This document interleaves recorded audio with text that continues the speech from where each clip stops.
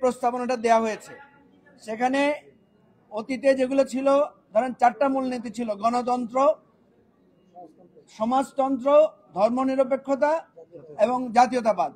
আমরা বলেছি দেখেন, সমাজতন্ত্রের জায়গায় সাম্য, মানবিক মর্যাদা, সুবিচার, এটা সমাজতন্ত্রকে কভার করে। ধর্মনিরপেক্ষতাবাদের জায়গায় আমরা বলেছি ধর্মীয় স্বাধীনতা, সম্প্রীতি এবং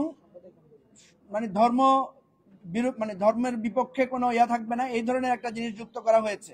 সুতরাং পক্ষপাতহীনতা, ধর্মীয় পক্ষপাতহীনতা। সুতরাং এত কিছু করার পরও তারপরে দেখা যাচ্ছে কেউ একমত হতে পারছেন না।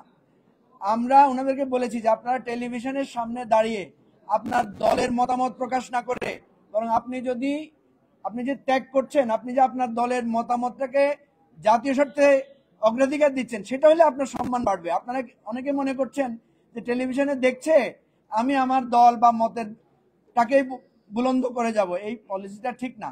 এজন্য আমরা স্যাক্রিফাইস করতে বলেছি। সর্বশেষ যেটা আলোচনা আপনারা শুনেছেন যে এনসিসিটাকে পরিবর্তন করে এখন এটাকে একটা সাংবিধানিক নিয়োগ কমিটি, খুবই এটাকে আরো স্থূল করা হয়েছে এবং সেখানে কমিটিটাকেও আরো ছোট করা হয়েছে। এই প্রস্তাব যদি মানা না হয় এর চাইতে আর কোনো অর্জন আমাদের হতে পারে না। বেশিরভাগ রাজনৈতিক দল আমরা এটা যুক্তি দিয়ে কথা বলেছি এবং যেই কথাটা এটার বিপক্ষে এসেছে যে নির্বাহী বিভাগের ক্ষমতা হ্রাস হবে।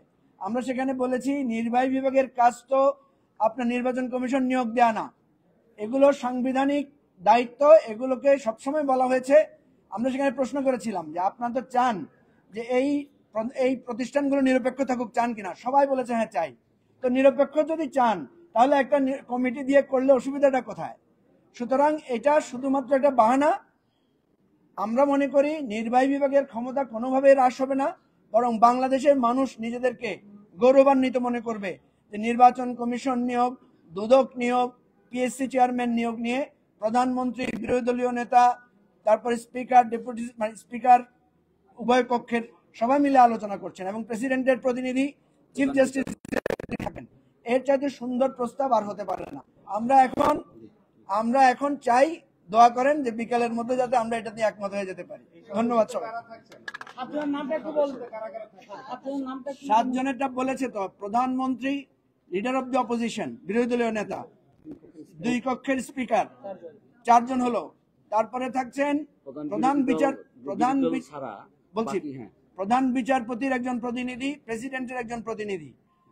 প্রধান বিচারপতির প্রতিনিধি বলতে বলা হয়েছে অ্যাপিলেট ডিভিশনের একজন বিচারপতি, আর রাষ্ট্রপতির প্রতিনিধি বলা হয়েছে রাষ্ট্রের আইন দ্বারা আপনার রাজনীতি বা দলের সাথে সম্পৃক্ত না এরকম একজন নিরপেক্ষ লোক। আর হচ্ছে আপনার কি বললেন, প্রধান বিরোধী দল ছাড়া অন্য যে বিরোধী দলগুলো থাকবে তাদের মধ্যে থেকে একজন প্রতিনিধি। এর চাইতে সুন্দর জিনিস আর হতে পারে না। ধন্যবাদ। Immigration to Canada. We provide the best quality service and solution for Canada immigration. Please visit our website and contact for details.